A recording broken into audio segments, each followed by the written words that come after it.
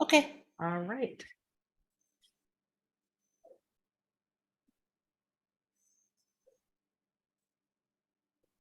Denise, Jamie, Carl, look at all the people. Yeah, they're popping in. Yay.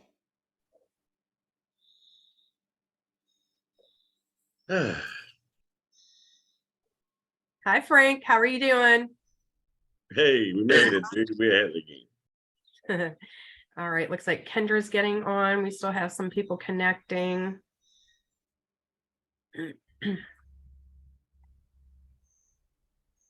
Hi, Carl. Oh, Hi, yeah. Denise. Hey, Michelle. Hi, Jamie. I'm Michelle. There we go. That's better. Hi, Steve. Hi, Kate. Hi there. Can you hear us? Oh, yeah, I can hear you. Yeah. Cindy's Okay. connecting, so let's give her a second to connect. Yeah, give people a chance. We aren't in any dire hurry from my end. So we'll just go ahead and let people join in as they can. Hi, everybody. All right. Oh, I see Frank now. Yeah, just there he is. Camera off. Do you turn your camera on? I'm asking my husband, do you want to turn your camera on? He snarled at me. Oh, Lord. Right. Well, all right. So we're about 2 minutes after, I think. Why not? Think we should be good to go ahead and start. So thank you everybody for joining us today. I've been super excited about this Zoom meeting with Sue Walker. Little backstory. I was watching a documentary, I believe it was called Conscious Contact, Full Disclosure. And I really just resonated to Sue. There was something about her that I thought, man, I wonder if I reach out to this lady and if she would be kind enough to explain some of the situations that I felt that I had had experiences with. And I did. I took that leap of faith. I messaged Sue on, I think, Facebook Messenger. And within like a day, I got a response, and I was just, my heart was so full, and we connected and we talked, and she cleared a lot of stuff up for me and brought these beautiful ideas to light. And I thought, you know what, her story is very important. And I know that we're all like-minded as well. And she has some really valuable information that I think is going to help everybody. So without further ado, this is Sue Walker. And hi, everybody. Hey, Miss Sue. Hey. Great to talk to you guys. I've been looking forward to this, all month, I think. And so when you guys reached out and I heard the phrase, we're having a CE5, I went, oh, where? And so I have a background before I started, before I met the Ponte formally, before I got involved in what I'm doing now. I lived in Iowa, and I have been a contactee and experiencer since about age three and a half to 4 years old. And it scared me for a long time because I didn't understand what was going on as a child. And I also didn't know who these beings were that came out of my closet to interact with me in the middle of the night before age 6. And then on and off throughout elementary school, junior high, high school, college, I had strange things go on, whether it was in dream state or live. I had ships that I'd seen that I couldn't explain. I had what I wasn't sure if it was real interactions or voices in my head. And I ended up having a career, believe it or not, as a professional detail clairvoyant and medical intuitive. And I worked with 3-letter agencies all over the United States, and CIA, FBI, Georgia Bureau of Investigation, Homeland Security, FEMA,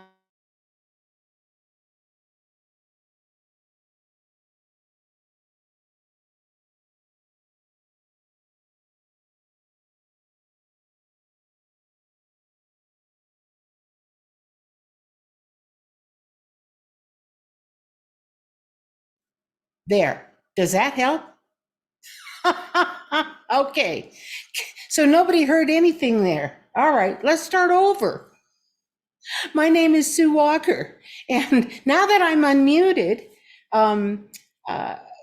I wanted to let you know that I am an author of the book Inviting ET, a co-author.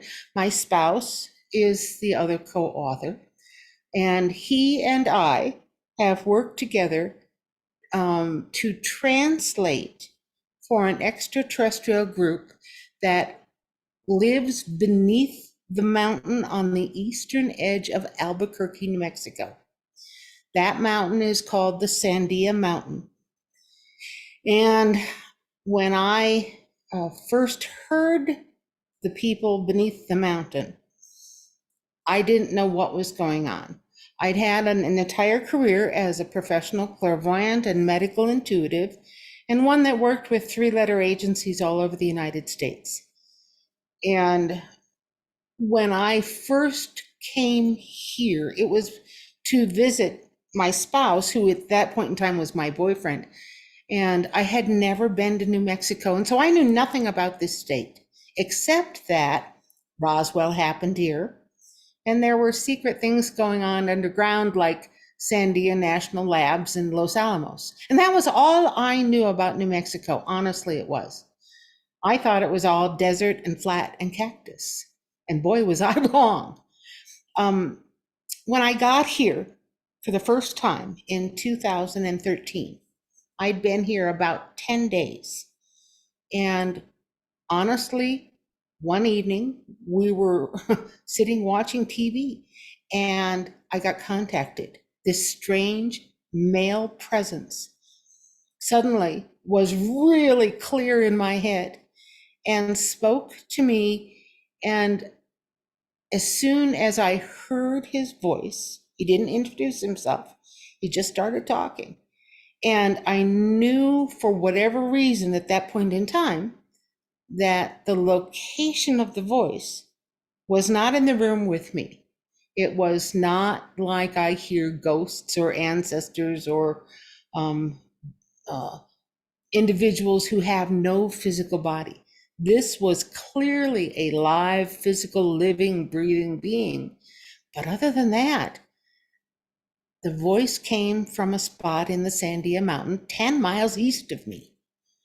And I thought, what in the world is going on? He said a single sentence and then it was gone. And I thought, that was weird. Even in my, at that point in time, 20, 30-year career as a professional psychic, to hear that was strange for me. I've been through all kinds of unusual paranormal things, and so has my spouse. And so the first time I heard the voice, I thought, well, that was different. And when it stopped, I thought, well, maybe that was it. And the next day I heard the same voice again. And the third day I heard the voice a third time. Same guy, calm, quiet, not young, and seemed mature, wise. And by the time I'd heard this same strange male voice a third time, I figured I'd better ask the guy I was dating, because he'd lived in the house for a while. And I said, Otter, I have a really strange question for you. Have you ever heard a voice coming from the mountain? I keep hearing this guy. And he went, oh, them. Geez, they talk all the time. They talk so much I have to tune them out. They just don't shut up. They've talked ever since I moved into this house in 2009. Why? So that made me feel a little better that he heard them too. And I thought, well, what are the odds of what this is, though? Who is this? And I didn't know. And I returned back to Iowa, where I lived at the time. And I stopped hearing the voice and thought, okay. But when I came back down here to New Mexico to spend the holidays with Otter, the voice started right back up again. And I thought, okay, I got to find out who this is. And I finally got brave enough to say, by the way, because the voice had come from the mountain on the eastern edge of Albuquerque called the Sandia Mountain. I decided I didn't want to just call it the voice from the mountain. So I gave it a nickname. Came from the Sandias, I named it Sandia. But in Spanish, I'd totally forgotten that the word Sandia means watermelon. What does that matter? Well, as soon as I turned to Otter and had said, I think I'm going to nickname this voice from the mountain Sandia. I don't want to keep calling it the voice from the mountain. That sounds dumb. What I didn't know was that the voice was listening in on our conversation. And he piped up right away and he said, Sandia, huh? Watermelon head, that'll work. And I went, what is going on here? The only thing I determined with this, whoever this was, had this strange sense of humor. So when I came back down for the holidays, I said, Sandia, I have a question for you. What's your real name and where's home? And he answered immediately. And he answered in detail. And he said, my name is Tilcum. And I went, what? He said, Tilcum. And I said, slower. Tilcum. Like louder was going to work. I said, Tilcum. He said, Tilcum. I said, Tilcum. He said, close enough. So he spelled it, T-L-K-M. He said, our language seldom uses what you call vowels, unless they are borrowed. And I said, so where's home?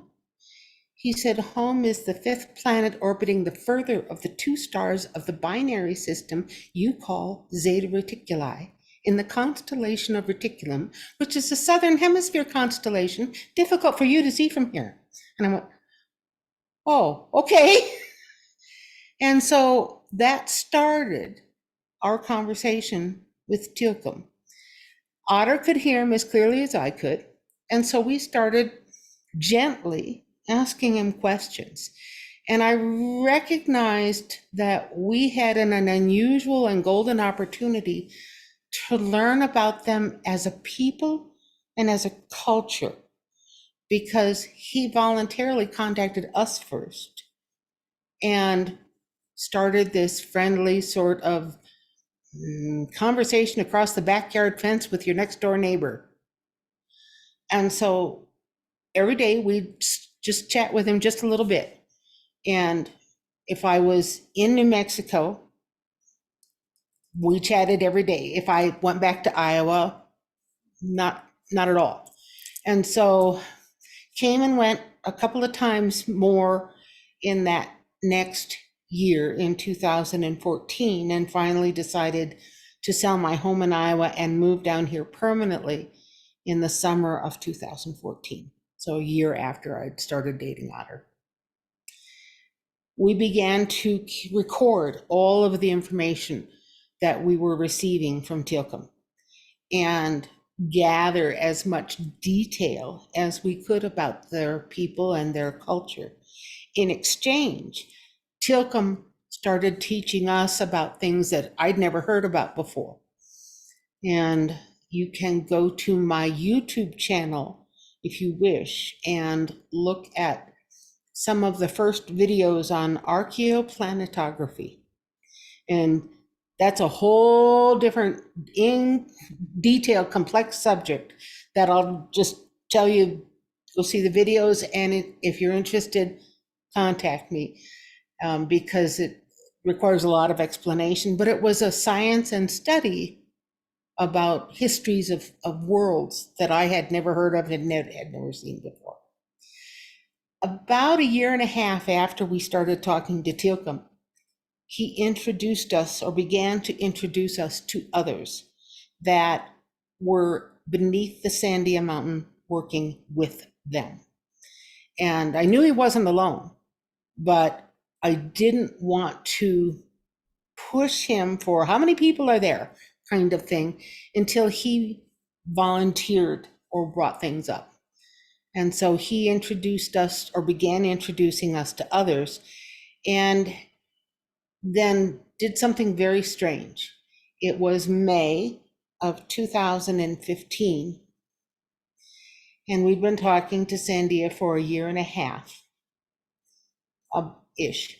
And he contacted us out of the blue one day and he said, Sue, we understand your world has something called social media for free. And I went, uh-oh, yeah. He said, would it be permitted for us to have an account? We wish to teach. And I went, well, as far as I know, there's nothing illegal about it, because I was thinking about not translating for them or setting up an account, and you have to be able to represent yourself. And in this instance, I needed to translate for them. And so I knew nothing about anything but a little bit of Facebook at the time. And so we opened up a Facebook account for Teal'c. And after about 30 days, he said, this is not getting us far enough, fast enough. Are there other options? And so I didn't know.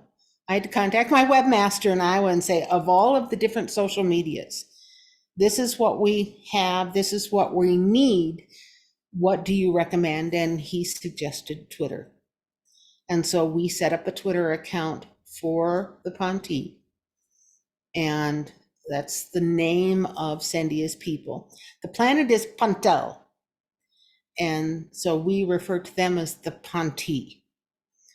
And so we started with nothing but Teal'c at the very beginning, and then two others, a gal and a guy, Radar and Drudy, joined him. And for the first 2 years, you never saw my name or Otter's name at all. We were simply the translators. And so the public began joining and asking questions. And then it was a year after that Teal'c came to us one more time and he said, I'm going to send you a teacher. I said, you are? He says, yes. You need to improve your telepathic contact skills, and we need to dictate a manual to you to publish. And I went, okay. So for a year, we took dictation from Tini and translated the material that is now the Telepathy 101 primer, which is a 285-page slide presentation that takes you from wherever you are right now with your skill sets and helps explain to you in plain layperson's English how to improve your skills so that you can understand their telepathic contact easier and improve your own, as well as the initial protocol for contacting them or any other star nation. And so that after that Telepathy 101 primer was published, within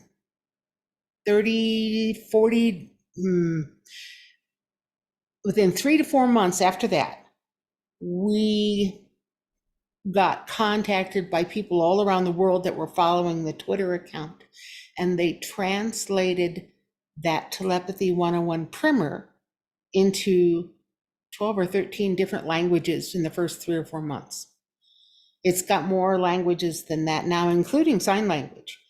And it has proved to be invaluable because as soon as people began to study it and take it to heart and learn what the Ponte had written, they began to follow the protocols for contact and request visits themselves from the Ponte. And we're talking about people that not only spoke English in Canada and Australia and England, but also France, China, Japan, let's see, Spain, Italy. I'm trying to think of all the beginning countries that contacted the Ponte, received visits, and then got back a hold of us to tell us about it. But within the first 6 months of publishing the primer, we had dozens of people all over the world who had received visits from the Ponte because they followed the suggestions for protocol. We continue now to translate for the Ponte. And so whenever they have something to say, they share with us and we type it out on Twitter and or Facebook. And then they assigned me an art teacher.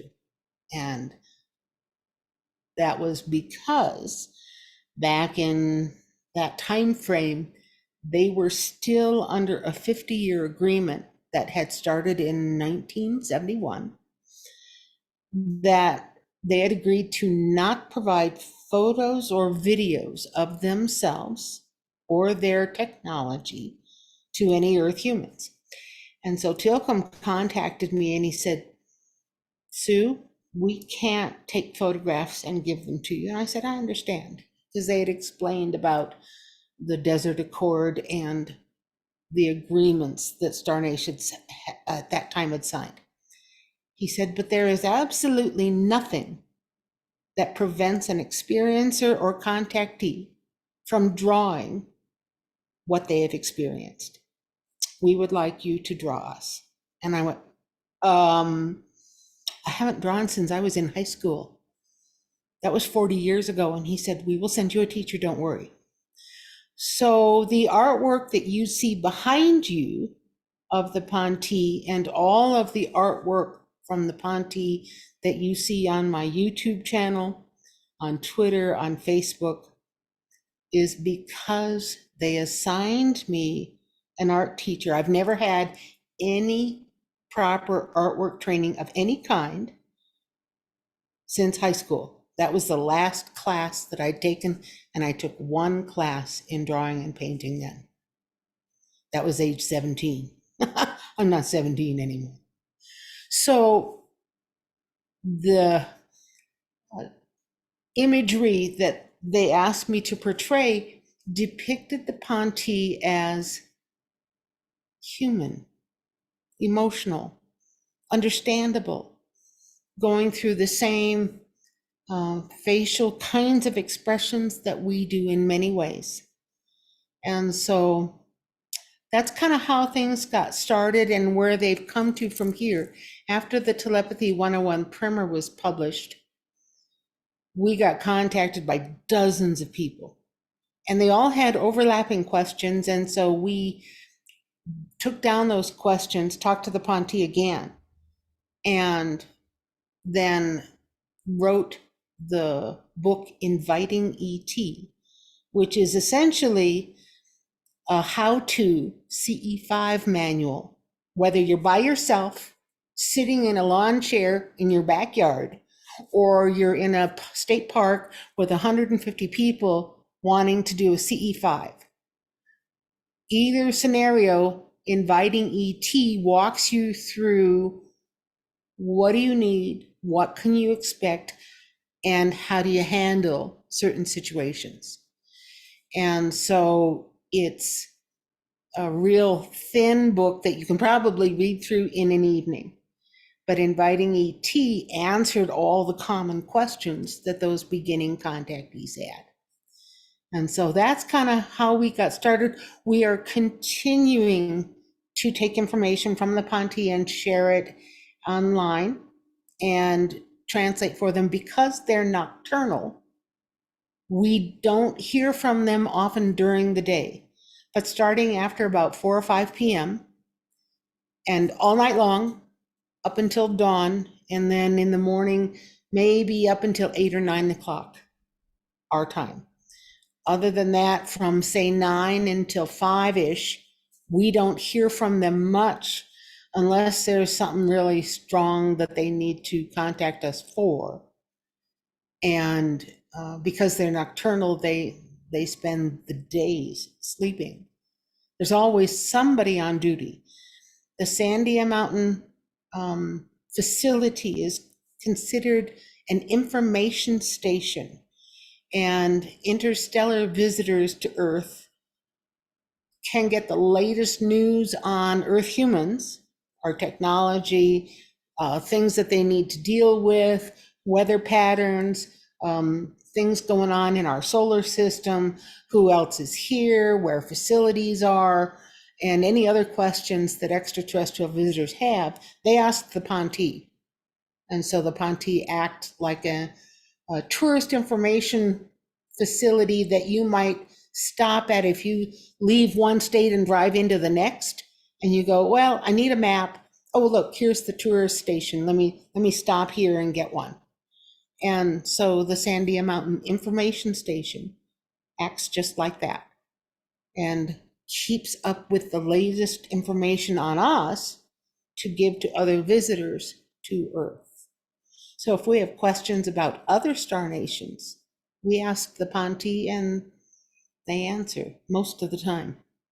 So that's kind of it in a nutshell. I know that sounds like an unusual and really strange story, but it's been documented the entire way along. We've just shared everything that the Pontes share with us, with everybody else as much as we can.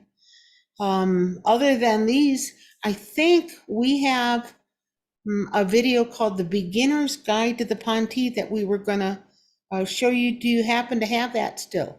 I do, Sue. So I'm going to do my best here to seamlessly screen share. So bear with me, y'all.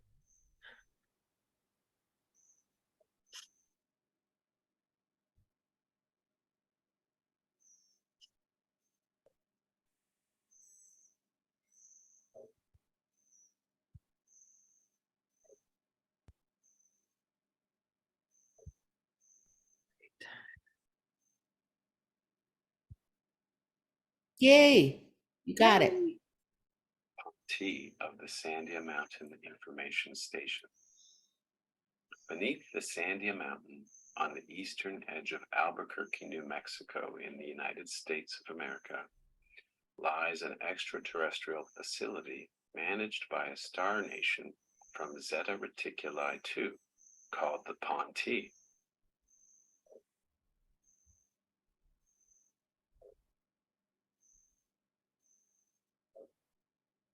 The extensive Sandia Mountain Information Station complex lies 2 miles deep and was retrofitted into an ancient tunnel system already in existence. It has been managed by the Ponte for the past 15,000 years and acts as an information hub for extraterrestrials from all over this galaxy and beyond, who come to visit our planet's northern and western hemispheres. It is one of 4 land-based information hubs on Earth managed by the Ponte. There are 4 deep ocean aquatic information stations as well. The Ponte homeworld is Pontel.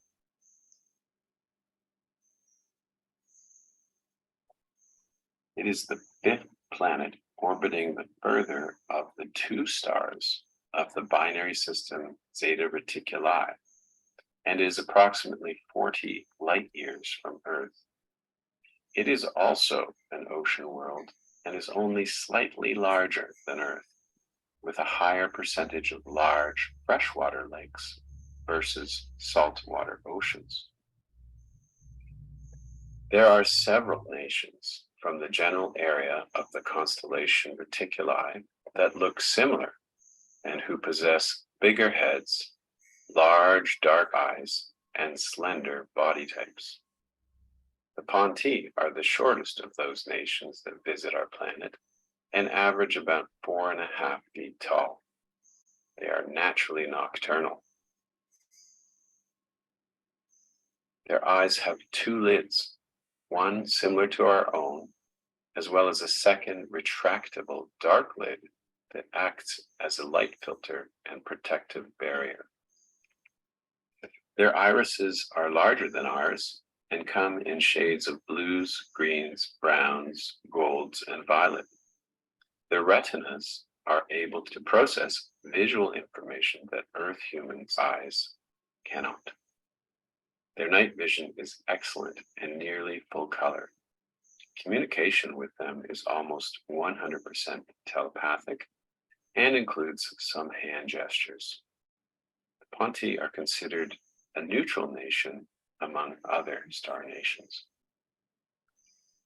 Many star nations visiting Earth tell us that we live on one of the most beautiful water planets in this part of the galaxy.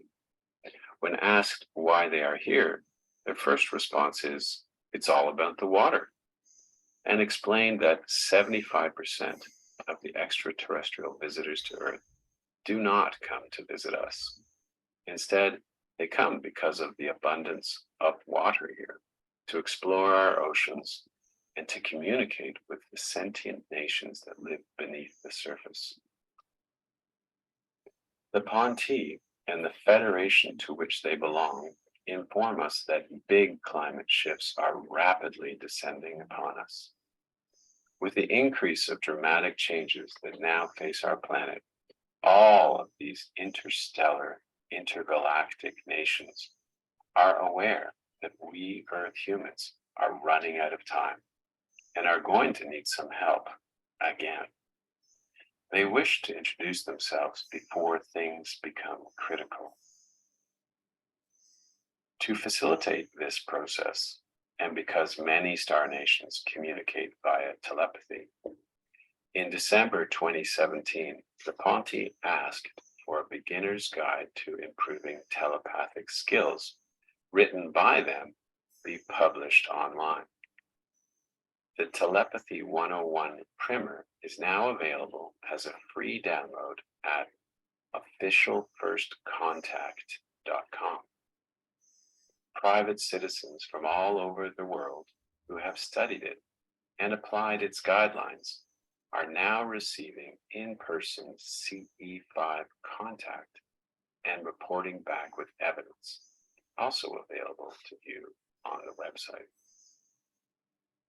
In May of 2015, Commander Tealcombe, the manager of the Sandia Information Station, requested a social media account because they wished to teach.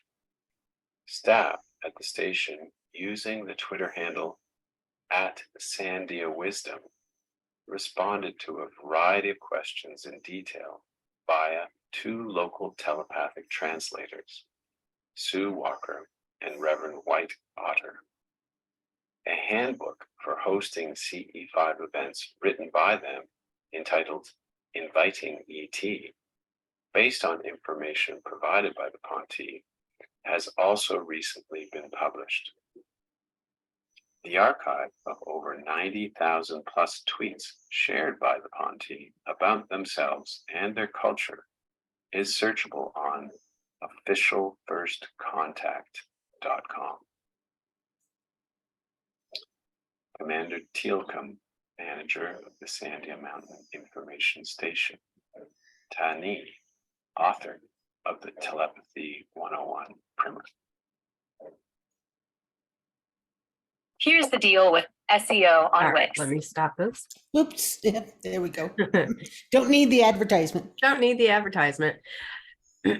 So, oh my gosh, that's amazing. And Sue, I know that you had also sent a link to kind of show the different people that are working in the station currently. Would you like me to show that one, or do you want to talk? Yeah, you can play through that in the background, and I can tell you a little bit about some of the individuals there. The Ponti have expanded the number of staff members that they have either stopped here at our house physically in person, where we can reach out and touch them, or have introduced themselves and what they do. And so we've chatted briefly with some and more extensively with others of all the people that she's going to put up on the screen right now. But about a year ago plus, Commander Tealcombe requested a roster of all of the individuals that had shared on social media to be kind of condensed into one presentation, so that you can go through and see in alphabetical order who is working there that we've talked to, and what do they do, and what do they look like. And I am looking for that link. Sue, I have the memes, the beginner we just saw, words and phrases. Keep going. Let's see, what else do I have? Can you name them all? Oh, that's a fun one. That's the film spoofs. Earth dues. That's their recommendation And I to have the other. one on the Sasquatch. So give me just a second. I may have to go back and grab another link. Okay, I think maybe it got closed by accident. that could be. And I will. While she's looking for that, she mentioned the Sasquatch. And the reason that we also talk about the Sasquatch is after we were introduced to the Ponte, it was the Ponte who let us know in 2015, no, 2016, I believe it was, that they, as a culture, as a whole people, were friends with the Sasquatch cultures, all 7 of them here on Earth. And they were friends because the Sasquatch culture and the Ponte culture shared similar philosophies as well as very close, similar senses of humor. And so they were the ones that first started teaching us about the Sasquatch and then asked us to go to a Sasquatch conference held by a specific researcher by the name of Kawani Lapsaritis up in Washington State in 2016, because they wanted the Telepathy 101 primer shared with the Sasquatch researchers also. And so that's how that kind of came into it. And so we've learned a great deal about the Sasquatch since then and have chatted with the premier researchers all over the United States, as well as Canada, Russia, Australia, and Europe. And so have gotten to know a lot of people. Did you find it at all? Okay. I And so- did. So all right. do you want me to go ahead and share Yeah. that now? Yeah, sure. That'd be just fine. All Let's go right. through that and then we can shift gears to the Sasquatch and show some of that if you wish.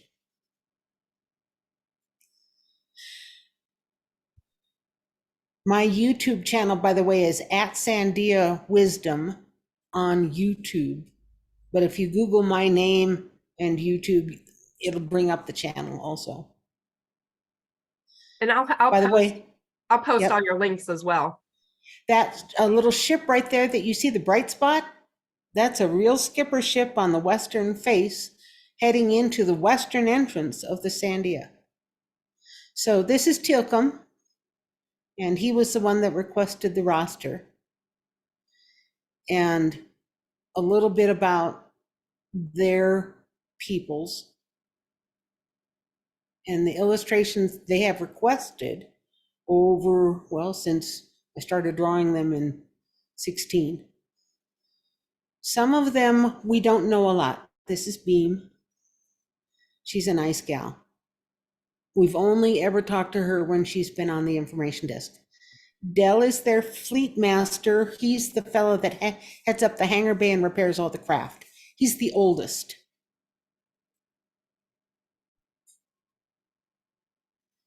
Denis is also a liaison that I've only ever talked to when she's been on the information desk. Some of the people train at the Sandia station and then go elsewhere. Depp, he teaches them protocols. Farrell, they have a few blended staff members. In other words, Ponte DNA as well as Earth human DNA combined together. Gary is also blended.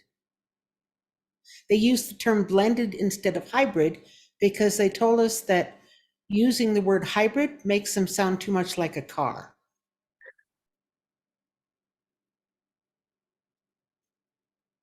Grayson will frequently quote Shakespeare to us. Jael collects our music. Druti was the first female that we were introduced to. Lovely gal.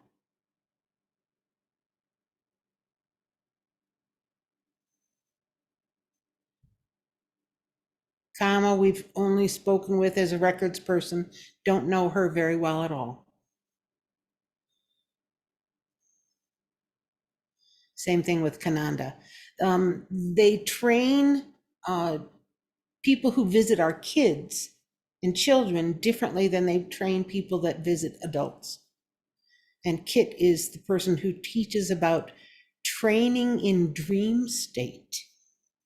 In other words, they can contact you in your dreams and teach you.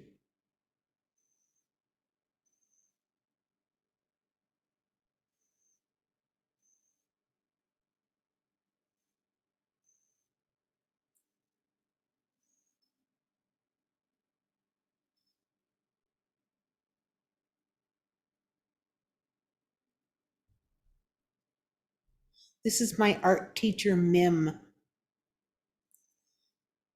Nice gal, and has really taken me from not being able to really draw much at all to some fairly interesting stuff. Nee is hilarious. Gal, but just bold and brave as all get out. And Wall is one of their administrative staff members. If he contacts me, we know it's official capacity.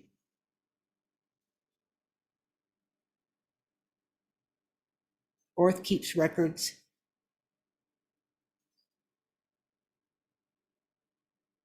They all have files on people that they visit regularly.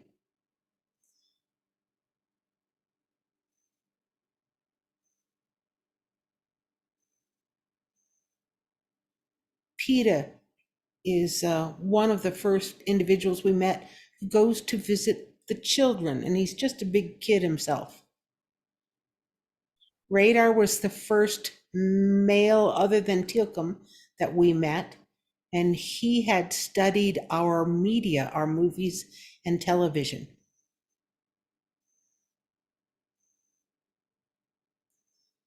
Sarah is the historian.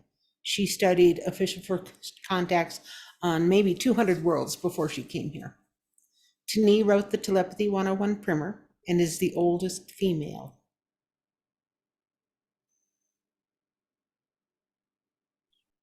Tay is a blended gal who is on the visiting children's team.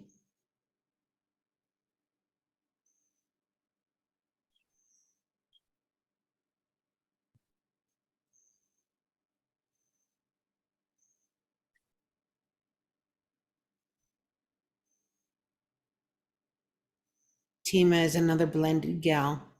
Again, if you see hair or ear cartilage at all, you know that they have blended genetics.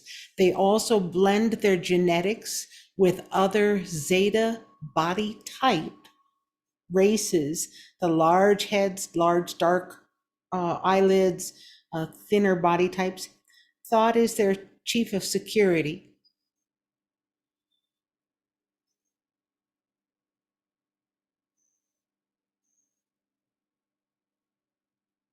And there's Tilcom. Tilcom would be the second oldest at the Sendia station. He's been here, he came to our moon base in 1990 and started managing the station in 1994. Yurt is their entomologist. Zoot's their jock. He follows our sports because he thinks they're fun.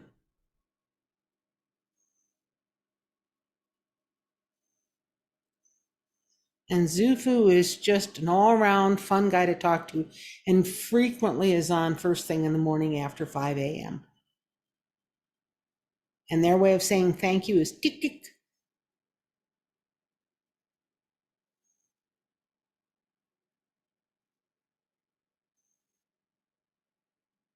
And wear your day with ease is the translation for bye, see you later, wear your day with ease.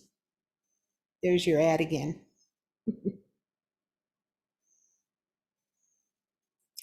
So that might give you a little bit of a broader sense of who they are. How are we doing for time? And I think we're doing really good on time. yeah, we're not doing too bad, right? Yeah, so there was a couple things that kind of stood out to me this time, and I know Sure. we've talked before, and I just never thought to ask, but um, how long is their lifespan? 400 years, give or take. If they spend a great deal of time, say more than 20 of our years, on another world, it's harder on their bodies. And just like if we go up and spend a year in zero gravity, we come back to Earth and it's very hard on us physically. And there's a recovery period of time. For them, spending a great deal of time on another world will shorten their lifespan. And so it goes from 400 to 350 on average if they are interstellar explorers. If they stay home and are really healthy, they can get to be 450 of our years old, give or take. Wow. Well, since I just So kind of opened that up with a question, Sue, do you want to take some questions? we sure can if people have questions. Sure. Anybody have anything they want to ask? You'll have to unmute yourself. Frank, I can't believe you don't have any questions. You're muted, Frank, still. Yeah, I know, right?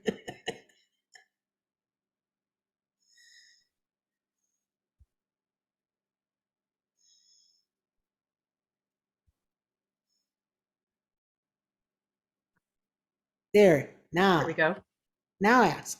I'm just absorbing it. This is amazing. The whole thing blew our socks off, to be honest.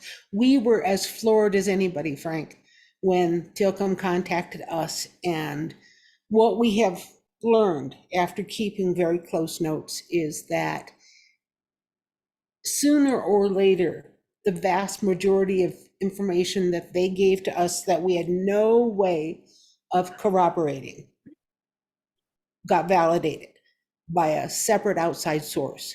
So let me give you a for instance. When we first met the Ponte and they told us that they were beneath the Sandia Mountain, we had to take it on faith that where we thought we were hearing the voice from was really where it was coming from. And then we met a Native American Pueblo elder from the Zuni Reservation by the name of Clifford Mahuti. And if you've ever watched the show Ancient Aliens on TV, Clifford has been on Ancient Aliens quite a number of times. Yes. We met him in 2012 at a Lakota event and became friends. And he lived in Arizona, about 5 hours from us at the time. And when he first heard us talking about the Ponte, he quietly came up to us and said, "We've known about the Ponte beneath the Sandia Mountain for centuries." Oh, we have another question. Go ahead, Michelle. I can't read what he's saying. I can't read it either. But I see the flag. You got to unmute, Steve. Yeah, you have to unmute, Steve. Maybe you can't. Let's see. Okay. All right. So hold up your question. Let's see if we can read it again. Let me see how I can get in here and unmute. Okay. Unmute my host. Ah. Can you unmute him? I need to get better at this. Let's see here. Let's see. Let me go to his name. Yep. Go to his name and see if there's a button you got to push. If Frank or if anybody else who is unmuted knows how to do this, let her know. No, I just figured out how to do this yesterday. So Yeah, I'm not techie at all. Don't let me push the buttons. We'll get disconnected. Steve, can you put your question in the chat? So maybe even talk to, it says you have the, it says like. Can you help me? How do I do this? Oh, good. We have a technical helper here. How can I? How do you unmute somebody else who is in the chat? Okay.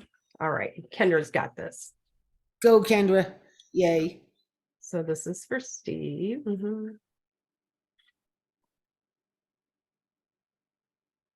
I clicked. Lucy asked, where does Sasquatch live? Yeah, I see that question. Where do the Sasquatch live? Everywhere that there is enough food, water, Yeah. shelter What's his name? here on our world. And then the other additional thing that we've learned that is critical for their health is locations where the water or the land is high in sulfur, because sulfur within their systems keeps their immune system boosted. And so sulfur springs, sulfur areas, there's a difference between the Sasquatch who live, let's say, down in the swamps and the bayou, than there is the Sasquatch who live in the lowlands that don't have all that extra water, than the Sasquatch who live in the high alpine areas. And so we're familiar with the Rocky Mountain chain Sasquatch more than anything else. Did we get Steve unmuted? We did. Steve, you are unmuted. Yay. Woo! So I have several questions, but I have two that would be my primary. Sure.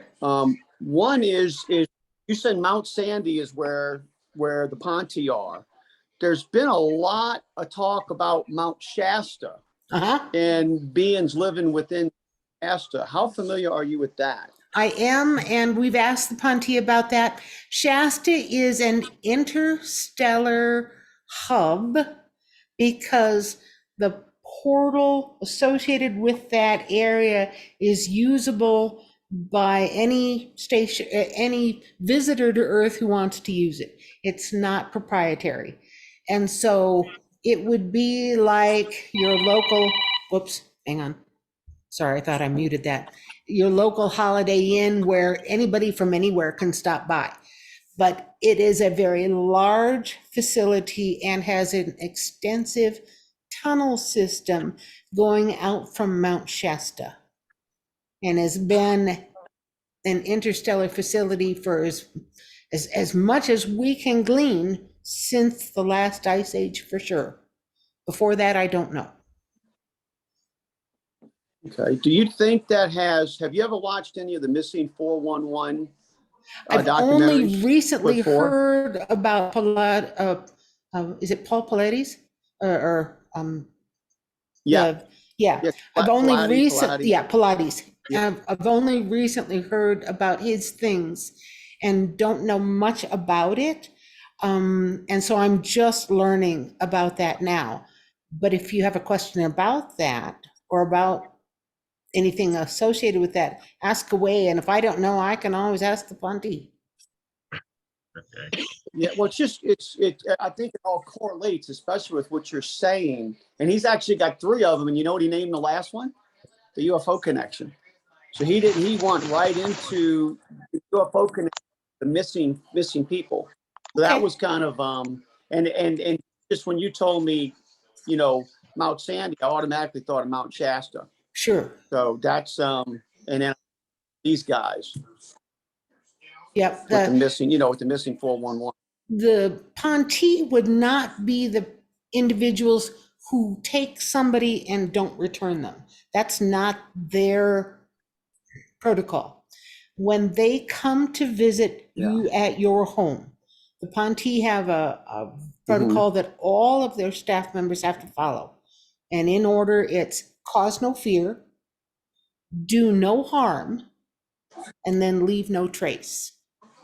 Those are the three things that they teach all of their trainees. Now, not all star nations that visit our world abide by the same protocols, but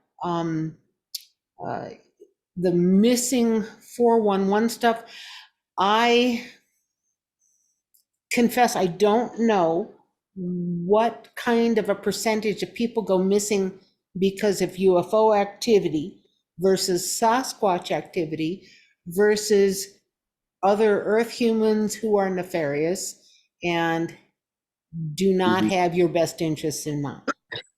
And so I think you can find very possibly all of the above in, say, Yosemite or a national forest. or a national park that's huge. Yeah. But what percentage of what is anybody's guess at this point in time, to be honest. Well, his are the ones he researches. He actually sets up like you would get a crime scene. He researches it. So the ones he does is almost like you and me together, and you just disappear.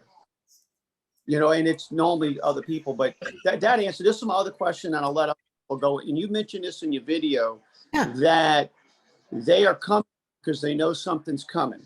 Yes. So I've studied quite a bit into cataclysms. I've studied into the Atlantean Empire. Mm-hmm. Oh, that there was 36 years ago, there was a massive cataclysm. We know 12,000 years ago there was a massive cataclysm. Then there was another one about 11,000 years ago, which probably is the one that Plato talks about wiping out the Atlantean Empire. We know that it works on astronomical cycles, and astronomical cycles are around 24,000 years. Correct. Cycle. So 36,000 we're at 12. In between, there seem to be things going on, and plenty other stuff in between it. But we know that if you look at like Göbekli Tepe and that one pillar they keep talking about, and you look, they actually tell you where you were in the zodiac at the time of that cataclysm, and we are approaching that. We are, which is what Graham Hancock is talking about. Right. Douglas Vod with the Die Hole Foundation, Right. over and over. So what are they saying? What are they saying? A lot, to be very honest. They've been talking to us about it extensively. They began talking to us about this area of the galaxy and the changes coming very shortly after we met them, and very slowly introducing more and more specifics. So here's what we know. One, as our solar system moves around the galaxy, and it's not stationary, it's in a spiral orbit, all right, or a circular orbit as the galaxy spins. This area of the galaxy that we are transitioning through right now is known as a very turbulent zone.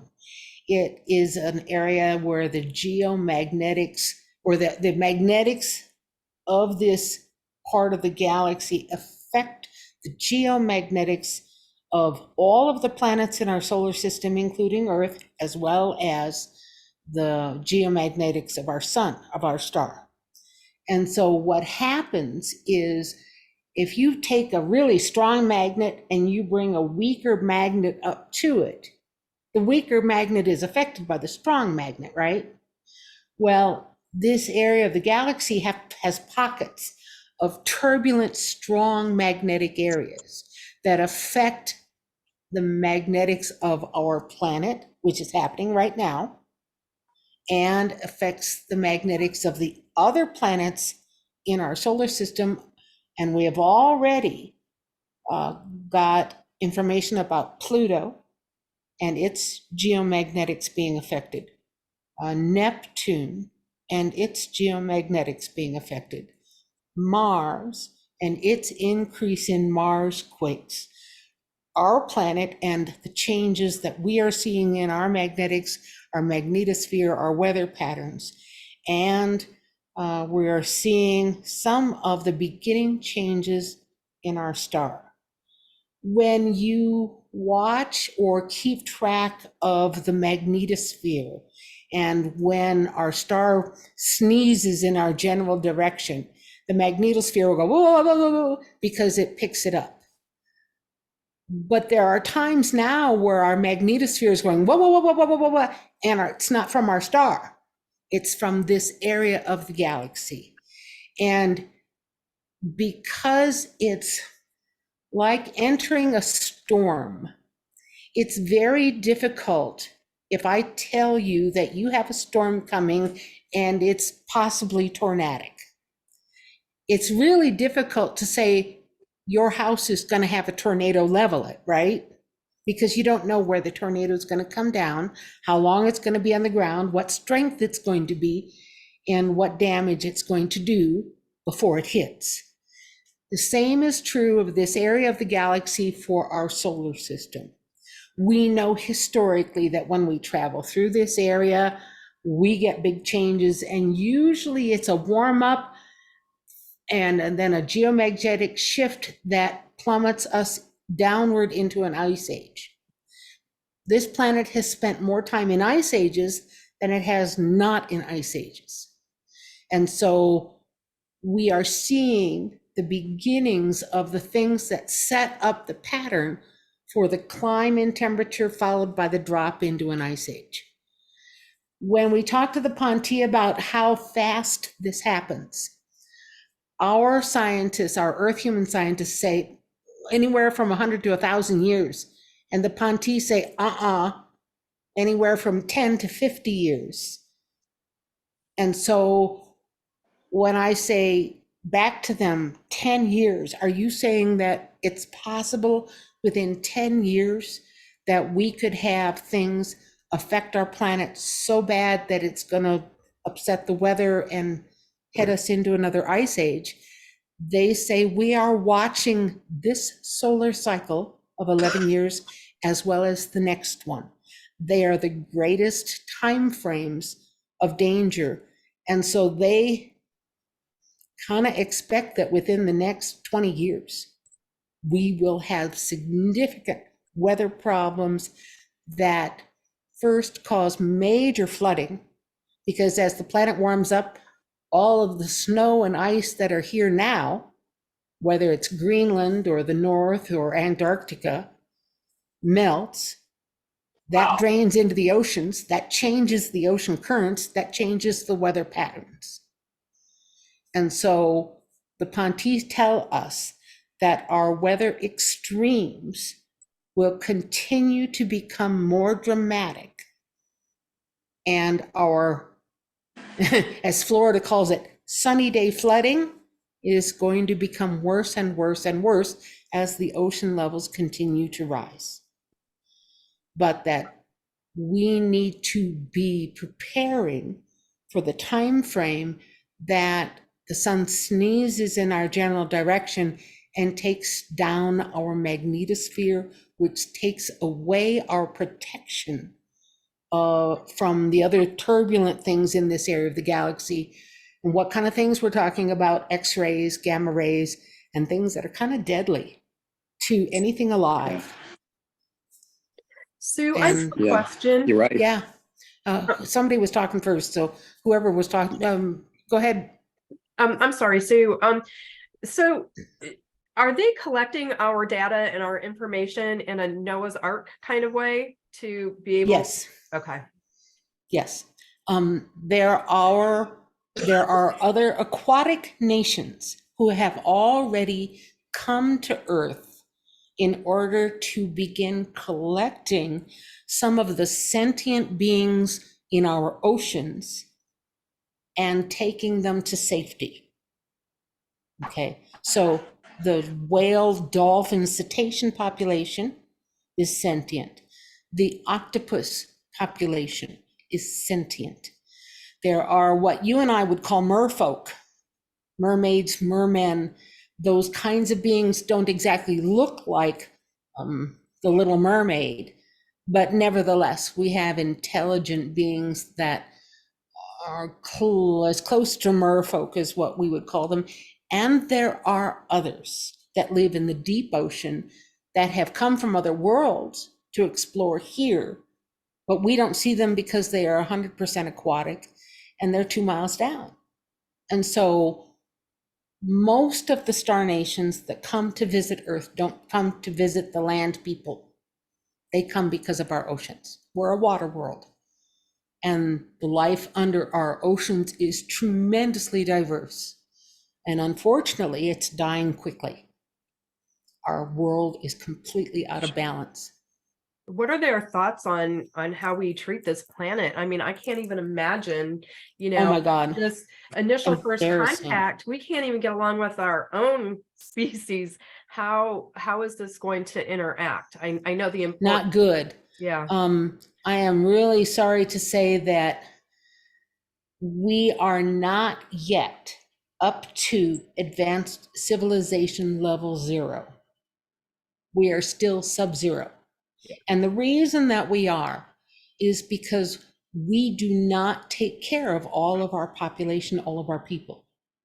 When a world takes care of 100% of its population, providing them all with water, shelter, food, medicine, education, etc. Then they have reached advanced civilization level 0 and are ready to be accepted into the learning curve and help from other cultures that are even more advanced. But we're not there yet. And in fact, we're still fighting amongst ourselves. We have the capability of feeding everybody and taking care of everybody here, but we don't do it. And because we don't do it, we are deemed an immature culture. Does that make sense? And they're disappointed. The Sasquatch take care of all of their people. The cetaceans take care of all of their people. They are considered, even though we don't see them using quote tools and being more technically advanced, as a culture, they are more advanced than we are. Sorry. Yeah, Michelle, I had a question. So you talked about a 50-year agreement Yes. that they have. Is that an agreement with the official U.S. government or a shadow government? It is an military? agreement with, how can I say this? We know that representatives from the United States were there. The Desert Accord is what they call that agreement timeframe in 1971. But it was not just the United States. It was several countries that all had been contacted and met together in the Middle East, not in Europe, not in America, not in North or South America. And they met in a desert location. And it was a number of star nations that all were part of the Federation, as well as a number of representatives from Earth nations who were more advanced technologically and heading toward capability of getting out of Earth's atmosphere. So at that point in time in 1971, that did not include a lot of people, but it did include some other groups around the world other than just the United States. Those countries and those representatives, along with the Star Nation representatives, made an agreement that they would not be overt about their presence here on Earth and let the Earth humans who signed the agreement help get the rest of us ready to meet other Star Nations, because they thought that everybody would panic. Okay, so from 1971 until 2021, that was the end of the 50 years, they agreed no photographs, no video, no sharing of technology. And they're still very hesitant to share technology. So. So one question before we go.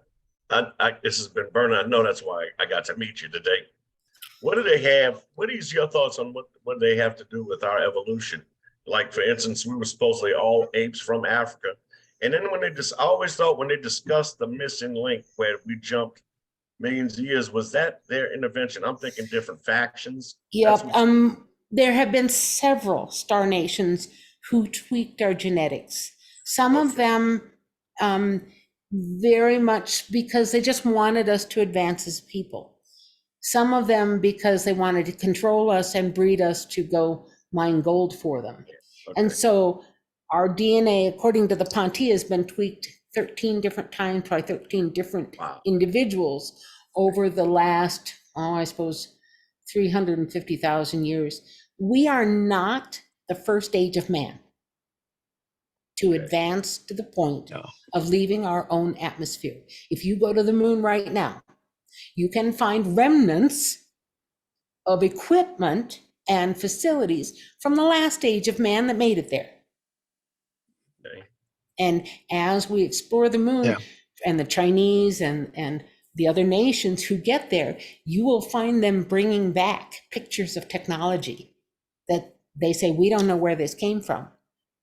And in fact, reportedly, the Apollo 20 mission, the secret Apollo 20 mission, went and found entered one of the facilities and found some of that technology. Wow. Well, thank you. And if I could just add too, the Black Knight satellite, which is in space, that's an ancient satellite that's probably made by us or another race. And even to add to that, they do know humans were modified about 250,000 years ago. Human chromosome number 2 and human chromosome number 7 has been modified.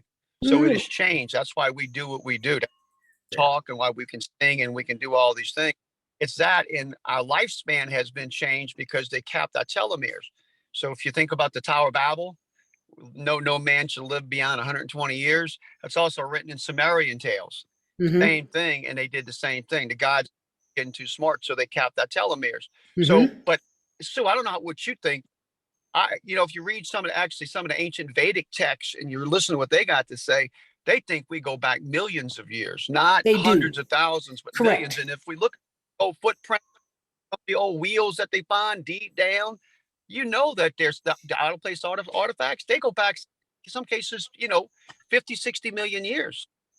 We do also know one other thing, that this kind of body type, one head, 2 arms, 2 legs, number of fingers is optional, can be 3, 4, 5, or 6 that we know of. And height is optional because we have knowledge of people much taller than we are, as well as much shorter. And so what we see and what we're told by the Tanti is that the human body type is very, very common in this area of the galaxy among terrestrial land dwellers. All right. The Tanti, with their physical Zeta type body, are still considered a variation on human. The Sasquatch are still considered a variation on human. The Mount Olympus giants that built, that were 25 to 30 feet tall are also a consideration of variation on human. The elongated skull folks down in Peru and on the hieroglyphs in Egypt are also a variation on human. So this whole area of the galaxy is a conclave of various sorts of humans that, if you have the right knowledge, can genetically interbreed or tweak one another. Currently, Earth is listed as a protected planet by the Federation, meaning no star nation can come tweak us now. That's against their laws and their rules. After the last brouhaha, there was a conflict between 2 different sects of the elongated skull folks. The Middle Eastern group and the Peruvian group didn't get along. And they actually fought each other in our skies, and there was destruction of property and loss of life. And when the Federation stepped in, they kicked them off planet and forbid them to come back for almost 5,000 years. And we are just now seeing the first representatives of those elongated skull races able to even come back into our solar system.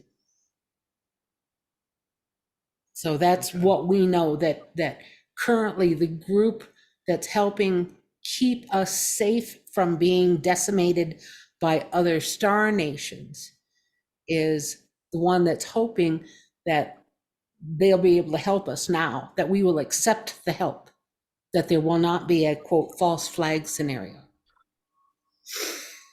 I was just going to bring up the false flag scenario.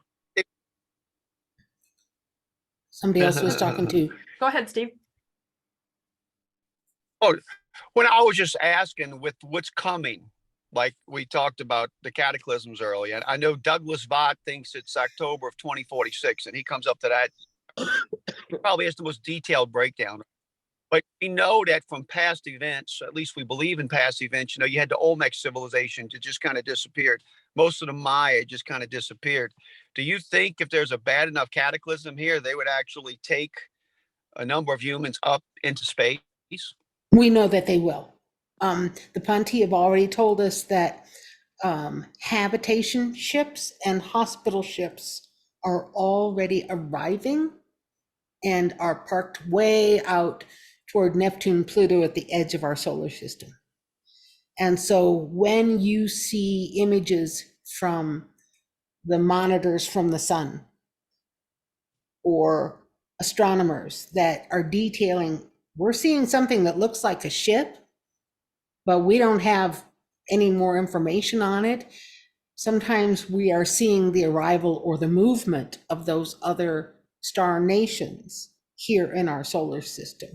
And in fact, I'm sure that some of you who follow NASA and the feed from the ISS space station know that the anomalous stuff that goes across their live feed is not uncommon anymore. It's increased. The sightings here on Earth, of the number of sightings as well as the variety of sightings, has increased dramatically in the last, say, 5 years.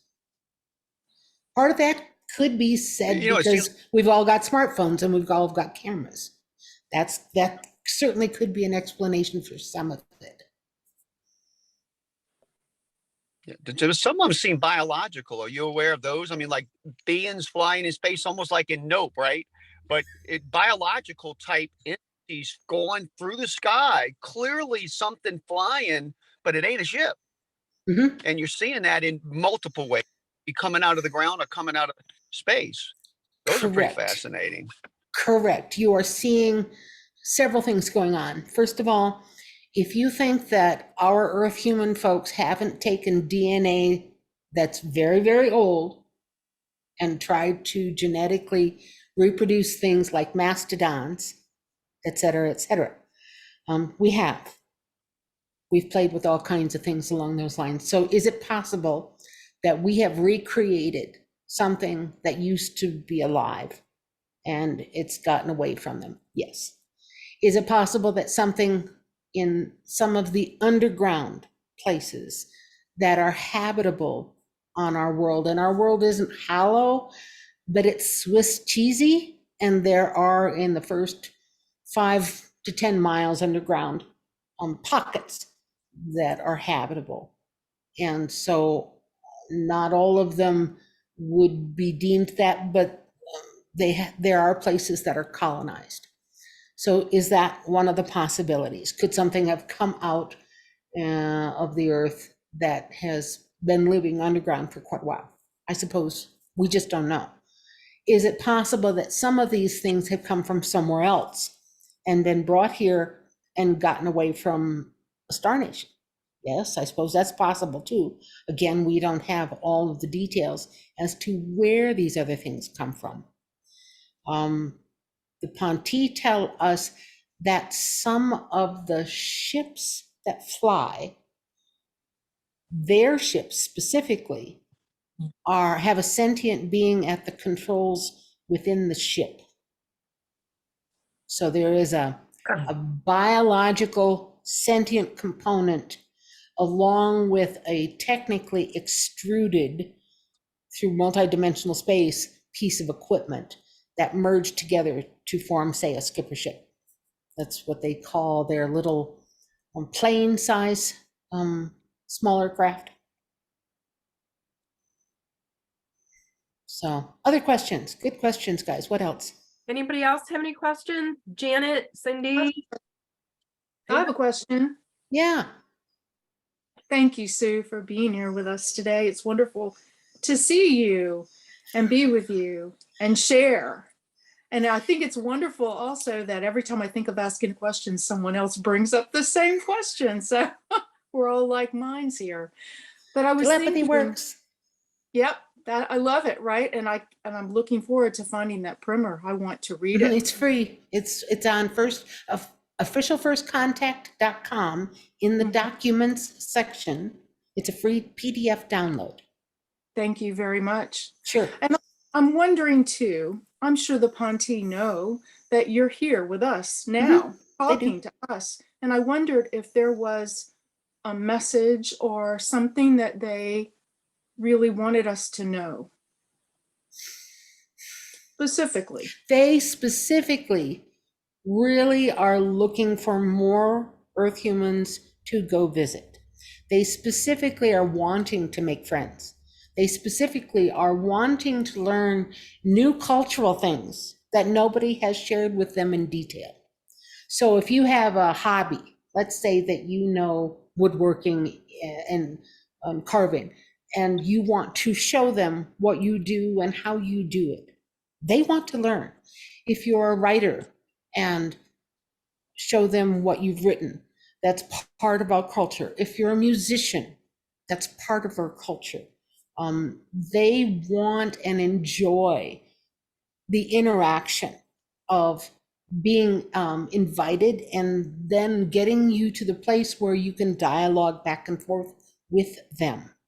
We have a couple of individuals that we have become very good friends with who've done this. And one is a musician up in around the Toronto, Canada area by the name of Kevin Estrella. And Kevin, in his musical stuff, learned that some of the languages are tonal languages, more like a song language, like a bird has. And he asked the Ponte if it was possible for him to learn a tonal language. And if so, could they teach him? And they've started doing that. And so he has written several songs that include what he has learned from the Ponte on this tonal language and openly talks about it. And I have had my art skills tweaked because I asked for help. I wanted to be sure that I could draw things accurately. And so they sent me an art teacher, and we've had a marvelous rapport. But whatever your area of interest is, whatever things that you know how to do or could explain or be a translator for them or help them with any understanding, they are at a stage now where they really, really want to learn. And somebody asked a little while ago, are they here, and is it possible for them in this cataclysm coming to take folks that are Earth human from Earth and up onto some of their ships or to another world to live there? And the answer is yes, but they also shared with us another tidbit. And they said, Sue, if you know a tornado hits the town next door where your best friend lives, after it's become safe, where would you first go? Of all the places in that town that got hit by the tornado, where do you go first? You go to try and find your friend first and help them, right? The same thing is true of all star nations. If you make friends with the Ponte and there's a big cataclysm, who are the first people that they're going to go help and check on? The people that they already have made friends with, just like us. And so we tell people it's worth the effort to become friends, if nothing else for that reason alone. There's 100,000 reasons to become friends with a friendly star nation. And of all the star nations that visit Earth, we got lucky. We got very lucky that they contacted us. I don't exactly know why, except when they spoke, we answered. We didn't ignore them. We didn't say, oh, it's just schizophrenia, or oh, it's just a voice in my head, I must be going crazy. We answered back. And so that began the dialogue when we put down our fear and recognized, oh, this is communication. So if you can pay attention enough to listen to when something anomalous happens, and instead of poo-pooing it and pushing it aside like it's nothing, investigate it more, then that's all that we did, honest. We just started talking back and forth. And we've never, ever pushed them for technology, not once, because we did not want to appear that we were more interested in that than becoming friends. So, yes, Janet. If you become their friend, Yeah. is that on ESP and a telepathy thing, friendship, or do they actually visit you? Both, if you want. It starts out with communication that's telepathic communication first. Remember, their first protocol when they visit us is cause no fear. If you're still afraid, they are not going to show themselves to you until they've determined that you're okay to handle things. But have we had them come here? Yeah, we have. And have we seen them with our own eyes, daytime and nighttime? Yes, we have. We've had them, the Ponti have something that looks like about the size of an iPad. It's a square or a rectangle about like this. And it looks like a piece of clear glass. It acts like an iPad. It's an information device. And they carry it with them. We've seen those devices turn on in our living room and suddenly have a rectangle of light turn on somewhere in the room and then suddenly turn back off 4 times now. Otter's bumped into them first thing in the morning coming around the corner from the kitchen with a cup of coffee in his hand and just stopped short because Tilcom was right there in front of him. And he just went, oh, hello there. And Tilcom just grinned and vanished. I bumped into one of them in our hallway one night. And a couple years ago in the middle of summer, it was middle of a Saturday afternoon. I went out to the garage to fetch something from our freezer out there to defrost for supper, opened up the man door to the garage. We only have one car that sits in the garage, and it's our little Prius.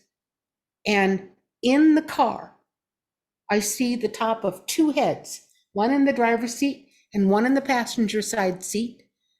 They don't have any hair. And over the steering wheel at the 10 and 2 positions are wrapped a pair of hands with 2 very long with long fingers. And I went, wait a minute. And I laughed. They were sitting in the Prius pretending to drive the car. I said, you guys are so busted. And they just looked up at me and their eyes went wide and they got this really startled look on their face. And then they both vanished. And I got what I needed to from the freezer and I opened up the man door to the house real wide and I said, you might as well come on in. We're just playing dominoes. You can help me beat Otter. I put down my fear. And so now they're just neighbors.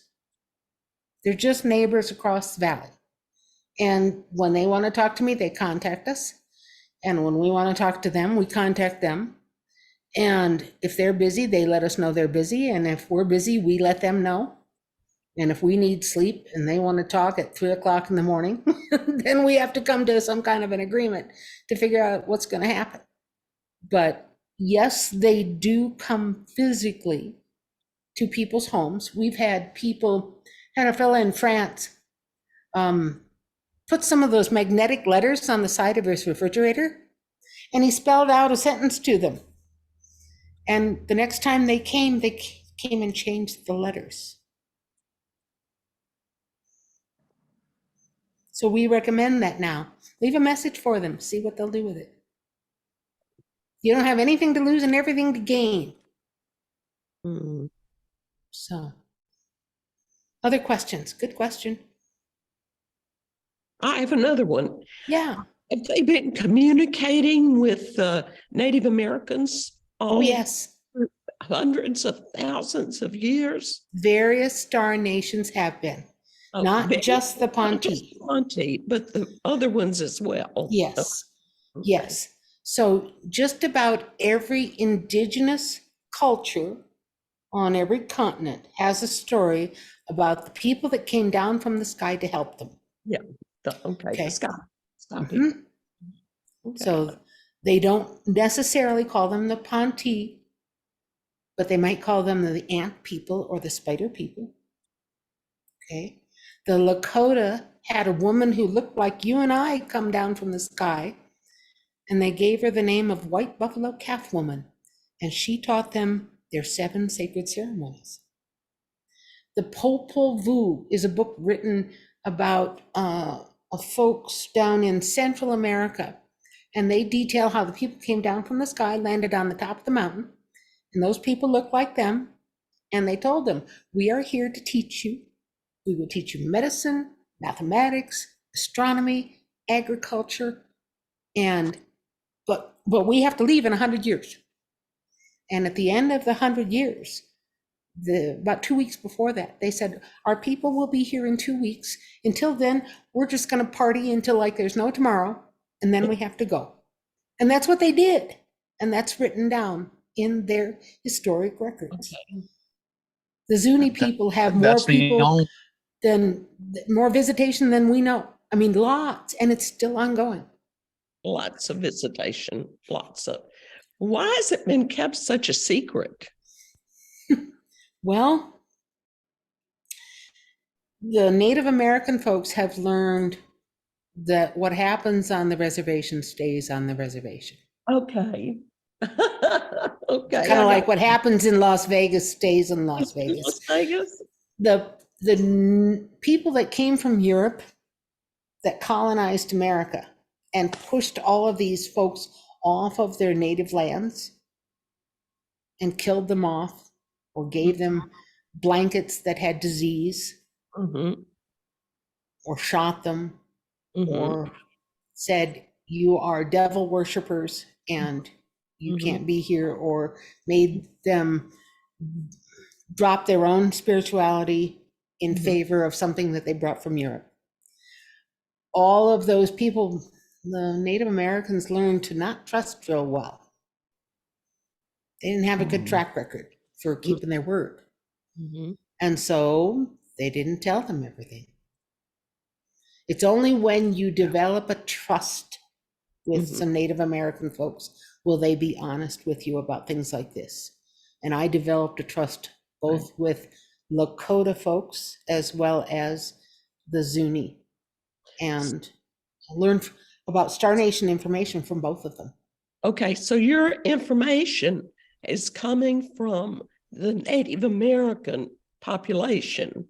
The confirmation about the Ponte came from the Native Americans. They knew that there were people living underneath the Sandia Mountain for centuries. Okay. And that they came and visited the Zuni once a year. And there were 2 Star Nations that always came together. And in fact, do you know what the word kachina is? If I say kachinas, the illustrations of little dolls that are about yay high, or the drawings, kachinas are the Earth human way of representing a Star Nation visitor. The vast, vast majority of them are not representing eagles or bears or deer. They're representing sky people. Okay. And in fact, we have a variety of old Kachina images on our wall in our living room hallway area. And Clifford Mahudi came up and he said, this person, this person, this person, this person, this person, this person, and this person all visited Zuni. And he could name them and tell you the stories. Okay. But their tradition was oral, not written down. And so Europeans poo-pooed it. Oh, it's just an oral tradition. Yeah. How can you trust that? So who's carrying he's passed? So who's carrying his information? His son. His son? Okay. His son. Okay. Yep. His son is been struck by lightning more than once.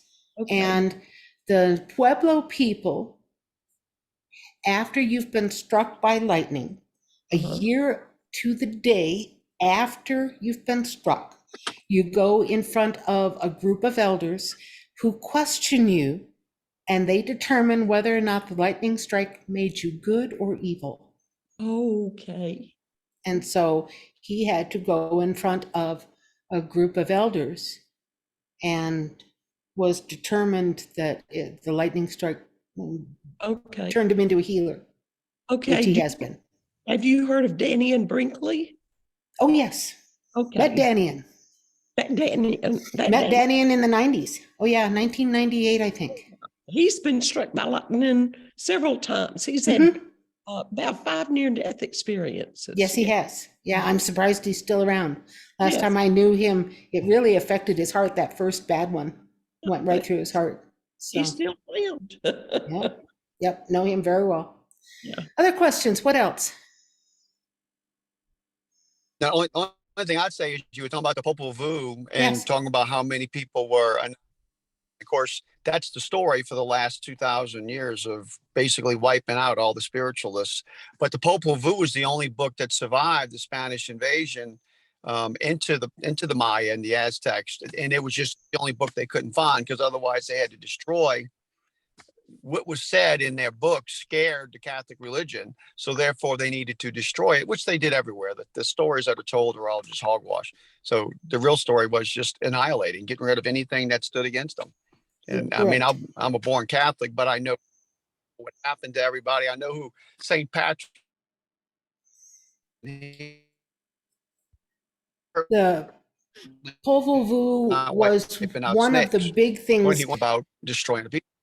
If you look at the illustrations on their temples and on some of the parchment or hides that still exist, you see a lot of the history. If you study the petroglyph areas, you see some of the history too, or can glean some of it, even though the area is known for its oral tradition, not written tradition. And so sometimes you have to read between the lines for things. I suspect that in both Central and South America, that whoever kept the knowledge realized that they were being overrun and needed to squirrel away that knowledge in someplace safe. And my guess is you're going to find some storage of that information underground in a cave somewhere that's safe and dry at some point in time. I don't know that for sure, but that's my best guess. If I was a librarian or keeper of that knowledge and saw an invader coming and saw my people dying off, I'd be hiding that information too. Mhm. So, Carl, did you have a quick question, Carl? Oh, you're wait, muted. you have to unmute. There we go. Yeah. Sue, can you tell us something about their planet? You Yeah. know, I imagine that they've adjusted to the 24-hour clock that we're They on have. here. They have. Their So day how is a long is little their longer day? than ours. Mhm. What does It's their planet look like? Their planet is got a lot of water like ours does, more fresh water than salt water. They have big, deep lakes that developed, that were isolated and landlocked, that developed their own animal life and flora and fauna, both animal and plant life differently, kind of like you would see the difference between North America and Australia in the animal life. The difference between some of the huge lakes there is very different. Most of the Ponti can swim and enjoy the water a great deal. They have extensive tunnel systems in their world due to volcanism, like we have volcanoes here. And so all of that is very similar. So their caverns are something that they know about and have mapped out very extensively. And when they go to other worlds, they recognize that not all of the life is either on the surface or in the water. Some of it is underneath the surface of the land. So they know to go look and make friends with or attempt to communicate with those individuals as well. It seems to be a little bit warmer than our world on average, but not by a lot. And because when they want to cool off, they had to eat a pole instead of just going to, say, holiday at the local beach, which they do at nighttime. If they want to be out during the day, they go to where it's chillier. Other than that, I've asked about their architecture. Most of their architecture is merged with the land and the local trees, I guess I use that word, more so than ours is. So instead of big artificial skyscrapers someplace, it would be more common to see villages that looked like hobbits lived there, semi-underground dwellings. They found that semi-underground dwellings kept them cooler and dealt with weather patterns a lot easier than our sort of dwellings do. So we know that the diversity amongst the Ponti and the aquatic nature of their world, they became fish eaters. So they are considered pescatarian, pesca meaning fish. They will not eat cetaceans, no octopus, no squid, no whales, no porpoises, no dolphins. So if it's sentient at all, or heading in that general direction, they don't consume it. But small fish, about the size of what you and I would consider a big sardine, is no problem. They have a habit and a history of doing that. They do have holidays and events. I've asked about their holidays, or holiday is another way of saying holy day, right? In our world, one of their most shared holidays or holy days is their thank you ceremony days. And they just came off of that. Usually our January, they had to figure out our time frame. The new first full moon in January, they spend 4 days in complete seclusion, praying nothing but thank you for everything they can think of. And they come away changed and renewed for the next full year by doing that.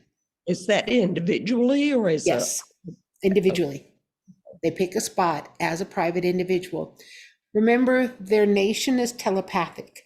They communicate with each other and are in each other's heads all the time, except for the thank you ceremony days, where they go off into seclusion and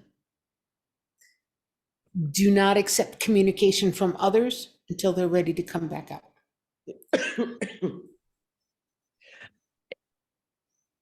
Anything else, Janet, or Carl, or anybody? Just absolutely fascinated. I'm just fascinated.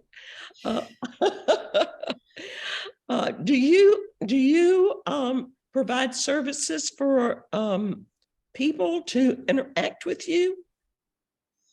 Will I, are you asking about talking to me privately about the Ponti and how to do things, or what are you asking, Janet? Privately about me.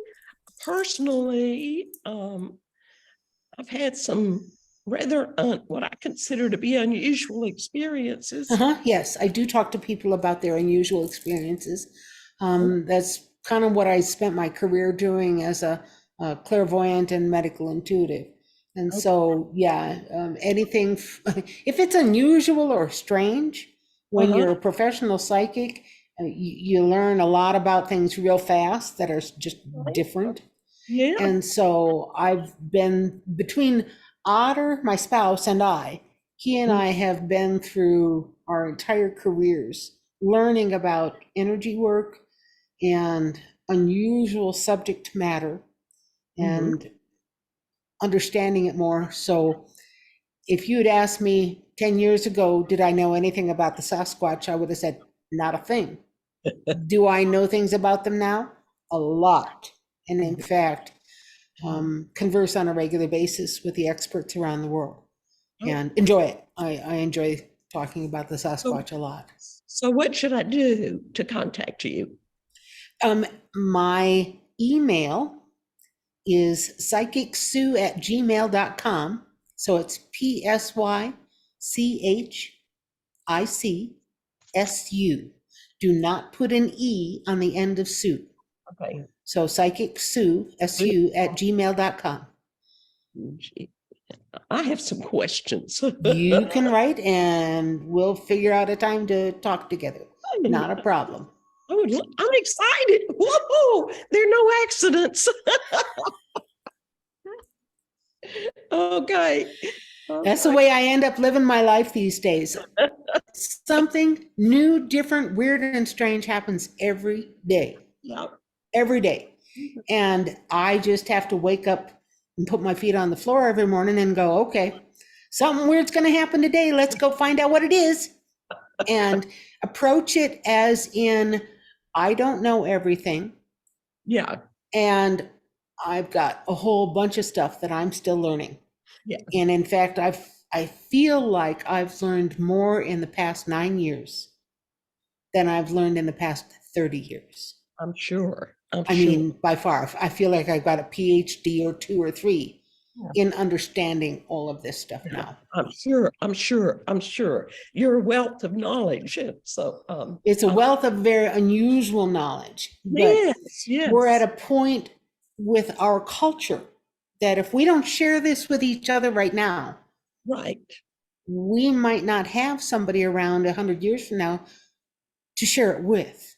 Yeah. And so we know that we're doing this work with the Ponte not for our generation, not even for our kids' generation, but for our grandkids' generation. Future. Because they're the folks that are going to have to deal with the Melva Hess that we've created. Yeah. Or that the sun is throwing at us. Yeah. It's not anybody's fault that our planet is coming around and heading into this area of the galaxy again.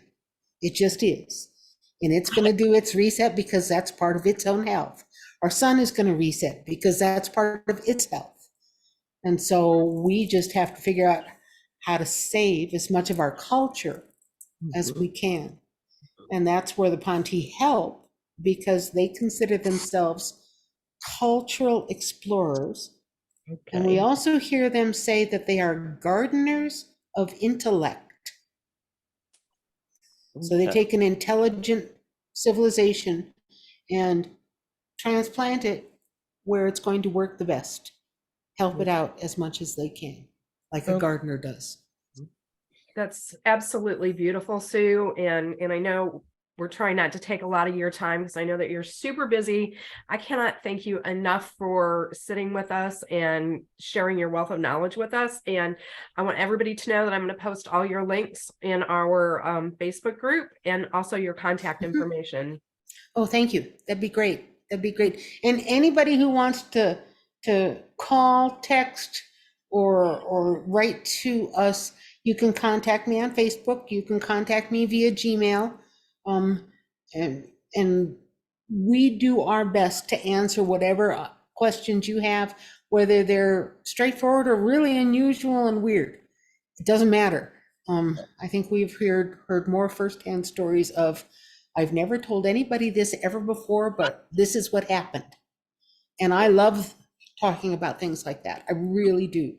And so we share as much as we can so that we are pooling knowledge and spreading it out amongst the Earth human population so that when it's time for official first contact, that there's a group of us who have become accustomed to chatting with them and have put down their fear.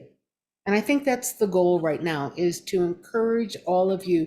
Somebody earlier asked for a message. Do what you can to keep your skepticism and discernment completely intact, but try and put down your fear of contact so that you have a chance to learn more faster, easier than you did before. If you hear somebody say hello and you're not sure who it is, ask. Hi, I heard you. Who's this? Okay. If somebody walked in your front door and you didn't know them, you would immediately discern several things. One, are they a danger? Two, who is this? Where are they from? Why are they here? And it's very, very fair to do that with any ET contact as well. Are they a danger? That's the first assessment. 98% of the visitors to our world are not. There's always that riffraff faction, no matter what civilization, no matter what culture, no matter what world you're from, you're going to have somebody who wants to take advantage of a situation. Okay. and do things for themselves. However, the vast majority of people who reach out to contact you or who answer your request for contact are going to be positive, not negative. The Ponti happen to have a very similar sense of humor to us and way of communicating that's understandable. But not all of their telepathic communication is going to come in words. Much of it will come in images and emotions instead of words like you hear me talking out or words that you see on a page.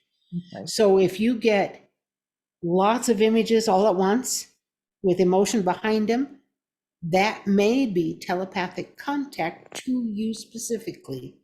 Okay. Pay attention. Okay. Hey, Sue, I have one question that Jennifer was trying to ask, but she was having an issue with her mic. She was Yeah. wanting to know about do they have any spiritual practices, spiritual beliefs? Oh yeah. Oh, for sure. I asked them if they believed in God. That was one of the first things we asked. And we have a lot of people who ask that as well. And what they believe spiritually, because they don't come across as a religious people as much as a spiritual people. And they say that their term for God is translated best as the all, everything, everything. Every galaxy, every star, every piece of the universe is part of the all. And it is all interconnected telepathically and energetically. You cannot separate it out. And that to them is what started creation, that concept of there is an intelligence behind all of that that's merged together to form the all. And so I kind of pushed them a little further and I said, so when you believe in the all, that means, and they said, that means that love is the strongest force that we know of in the entire universe and moves more things and gets things done faster and is the most positive force that we are aware of. And we have a strong, wholehearted belief in love and unconditional love. Mhm. And I went, okay, I'm good with that. Some people say, do you believe in Jesus Christ? And they have to ask about Christ. And when they hear about the unconditional love that Christ taught, then they share bits and pieces of individuals in their own history and culture that had that same understanding of unconditional love and who became a teacher. And while they didn't use the term Jesus Christ, because that's an earth term, okay, I'm okay with that. But Christ consciousness is a universal concept that goes with the all. Okay. They do believe in that powerful moving force of Christ consciousness because it merges with the concept and their belief in unconditional love. How old is their civilization? Millions of years, 16 plus million years of history that they Okay. know of and can talk about. I Okay. think it's older than that because, like our civilizations and the other previous ages of man, before they figured out how to deal with cataclysms on their world, they had cultures that died back and came back and died out and came back several times also.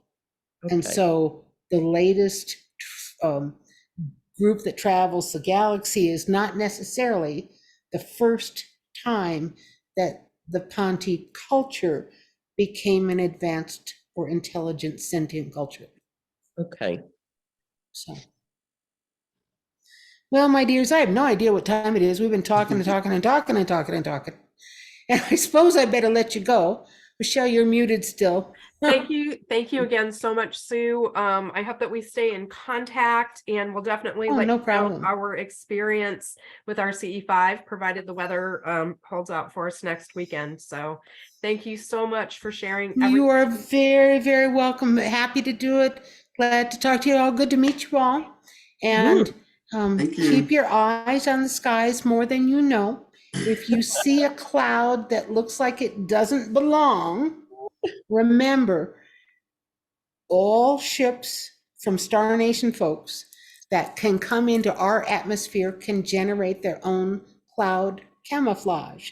However, that doesn't necessarily mean that the pilot does a very good job at matching the cloud design around the ship to what's in the sky at the time. Or, well, we've seen them here where the leading edge of the ship peeks out from the cloud and then goes back. And if we see it like that, we contact them and say, your ship is showing. And so if it looks different, if it looks out of place, keep your eyes on it and say hello. And All right, dears. Thank you so much. Thank you for having me. Thank you for contacting me, and call or write if you need to. All right. Thank you, Sue.